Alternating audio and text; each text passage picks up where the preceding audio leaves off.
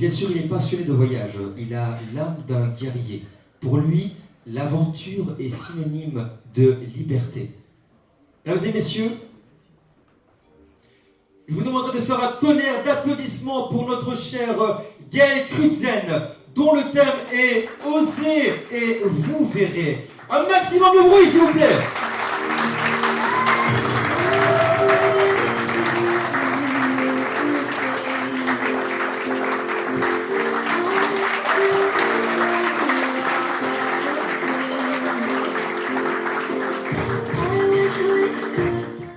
Ok. Est-ce que d'abord vous avez tous la forme? Ok, nickel. Alors avant de commencer, vous savez que mon sujet c'est de oser et vous verrez. Je voudrais justement vous dire que le monde est à une portée de main, mais que la plupart des gens ne s'en rendent pas compte. Je suis pas ici pour vous faire la morale. Je suis ici pour vous donner une nouvelle croyance, de nouvelles visions. Ce que je vais vous dire ne va pas vraiment vous faire plaisir.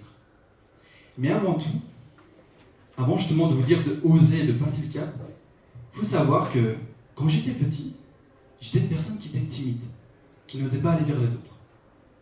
Et je voudrais savoir qui ici a déjà vécu une situation inconfortable. Levez la main. Ouais, on est beaucoup. Ok. Ben moi, il faut savoir que tout a commencé dans une soirée. J'étais simplement dans une soirée et j'avais peur que ce que les autres, ils allaient penser de moi. J'avais peur du jugement. Et puis, j'ai vu une fille. Et je me suis dit que si je ne vais pas la voir, demain, je vais vivre avec ce regret. Est-ce que vous avez déjà vécu avec ce regret de ne pas avoir fait quelque chose le lendemain? Ah ben moi, je me suis dit que demain, c'est peut-être mon dernier jour. Je ne suis peut-être plus là sur Terre. Et au final, personne ne sait me le dire. Et si j'interagissais ce soir comme si c'était mon dernier soir? Chose que j'ai faite. Donc j'ai agi comme si c'était le dernier soir de ma vie, tout en étant respectueux bien sûr. Donc j'ai été voir plein de filles. Et je me suis tapé plein de noms. Mais plein de choses incroyables se sont passées. Et je vais vous dire, en sortant de sa zone de confort, on apprend à mieux se connaître et de gagner confiance en soi. Quoi que vous fassiez dans la vie, vous serez toujours critiqué. En gardant un masque, vous allez attirer des gens qui ne vous correspondent pas. Au final, vous êtes ici sur Terre, pas pour plaire aux autres, mais pour être vous-même. Donc faites ce qui vous plaît. Et en enlevant ce masque, vous allez attirer des gens qui vous aiment par rapport à votre personnalité, qui vous aiment par rapport à qui vous êtes.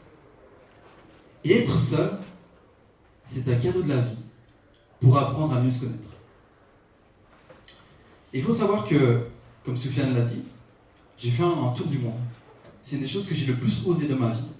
À 18 ans, je suis parti tout seul pour faire un tour du monde et je suis revenu 2 ans et demi après. Et je voudrais vous dire, en faisant justement ce tour du monde, j'ai vu que, en quittant l'Europe, beaucoup de personnes se critiquent, surtout ici en France. Et je voudrais vous dire, arrêtez de vous critiquer entre vous.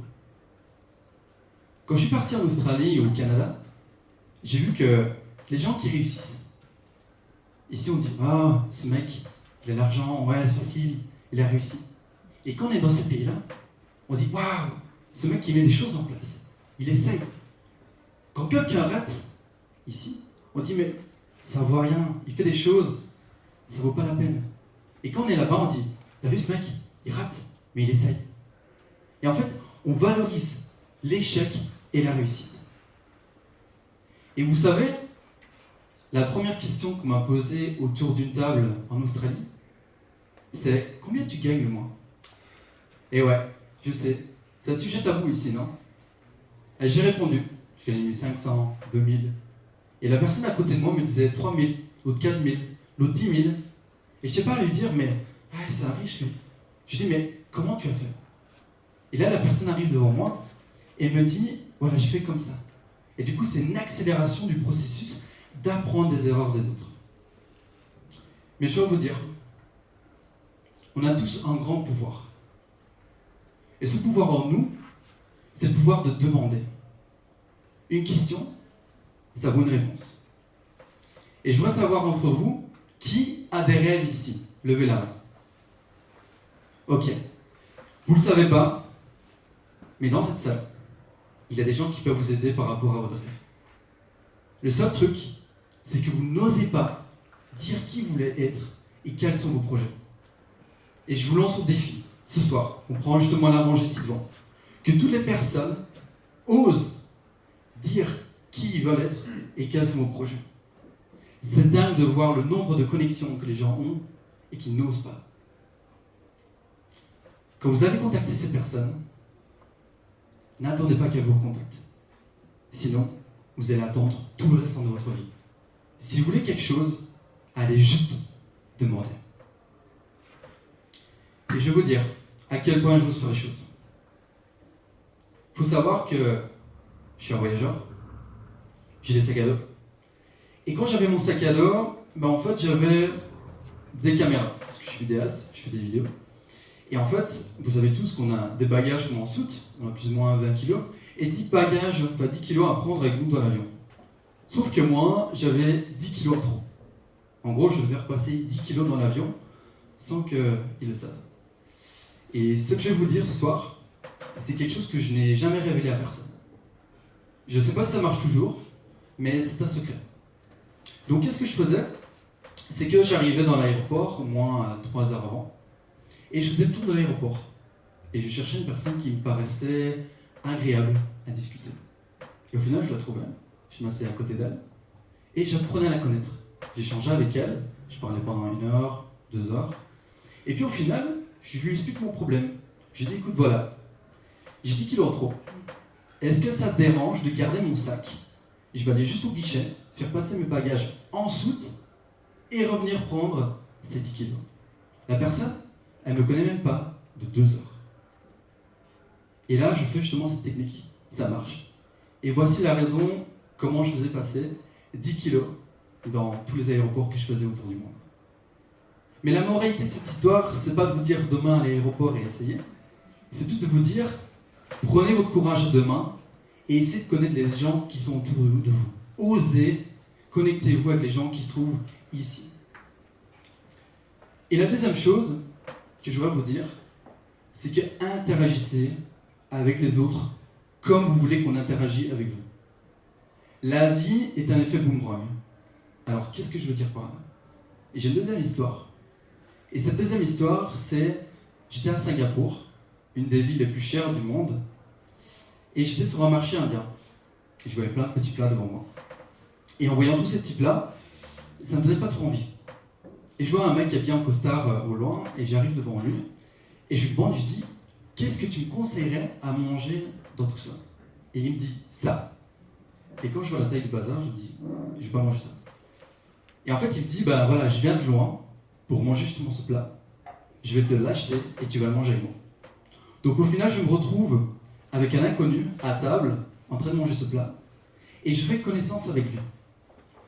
Et en faisant connaissance avec lui, justement, j'apprends à le connaître, puis voilà que je rentre justement dans mon auberge, et lui, à sa maison. Au final, je vous rassure, le plat était bon. Et cette personne, elle m'envoie un message, parce qu'on avait échangé nos connexions, et elle me dit, voilà, je trouve que tu es un chouette gars, est-ce que tu pourrais rester quelques jours à la maison? Donc je me dis, qu'est-ce que je fais? Et là, c'est vraiment la question de dire, ok, est-ce que j'y vais ou est-ce que j'y vais pas? Donc je suis parti, je suis arrivé devant chez lui, et j'ai sonné devant la porte. Et là, il ouvre, et il me dit, tends ta main. Donc je tends ma main. Il me dépose ses clés, il retire sa manche, il regarde sa montre, et il me dit, voilà, j'ai un vol dans 2 heures pour Bangkok, t'as l'appartement, quand t'as fini ton séjour, tu me redéposes les clés dans la boîte aux lettres. Et en fait, je comprends pas. Je suis bouche bée. Je suis à Singapour, une des villes les plus chères du monde. Cette personne, je la connais même pas d'une demi-journée. Et elle me laisse son appartement pendant plus d'1 semaine et demie. Et je lui dis, pourquoi? Et il m'a dit, un jour, une personne m'a dit, tu aideras ton prochain. Et chose que je fais aujourd'hui. Et quand tu reçois tellement de choses comme ça, tout ce que tu as envie, c'est de rendre aux gens. rendre ce que tu as vécu au final. Et c'est ça que je dis. Quand un jour vous allez voir quelqu'un qui arrive devant vous, qui veut justement essayer de faire quelque chose, laissez-lui la possibilité d'essayer. Laissez-lui sa chance. Maintenant, j'ai une question pour vous. Si aujourd'hui je vous annonce que vous êtes une personne no limites, que vous avez tout l'argent que vous rêvez d'avoir, tout le réseau que vous voulez d'avoir, mais par contre, que je vous dis que vous avez une maladie et que vous avez que 4 ans à vivre, qu'est-ce que vous feriez en termes d'action et de projet et non d'amusement? Vous savez pourquoi je vous pose cette question? Parce que la plupart des gens vivent dans leur routine, dans leur bulle, et une fois qu'on leur annonce une date limite, ils veulent passer à l'action. Il y a une étude qui prouve, par une Australienne qui s'appelle Bronnie Ware, en Australie, qui a fait une étude sur les personnes qui sont en fin de vie, qui sont en train de mourir. Et en fait, cette personne, quand elle a fait ses études, elle a remarqué que la plupart des gens qui sont dans les maisons de retraite vivent plus sur des regrets que des remords. Des choses qu'ils n'auraient pas fait dans leur vie. Et j'ai ici justement au papier une phrase qu'elle disait en Australie. Attendez, hop. Et les gens disaient: je regrette de ne pas avoir eu le courage de vivre la vie que je voulais vraiment, mais plus celle que les autres attendent de moi. Et moi j'ai envie de vous dire, faites les choses que vous n'osez pas. N'attendez pas d'être sur vos lits de mort pour passer à l'action. Maintenant que vous savez tout cela, je voudrais juste vous demander, vous avez tous une envie. Et je voudrais vous dire, ce soir, maintenant que vous savez toutes mes histoires, qu'est-ce que vous allez faire de plus dans votre vie? Je sais que oser, ça fait peur. Mais c'est laisser une possibilité à plein de choses. Arrêtez de penser et agissez. Laissez votre ego de côté. Arrêtez de vous victimiser et prenez votre vie en main. Et ceci est ma dernière question. Qu'allez-vous faire de plus ce soir dans votre vie après avoir poussé cette porte? Osez comme si c'était le dernier jour de votre vie.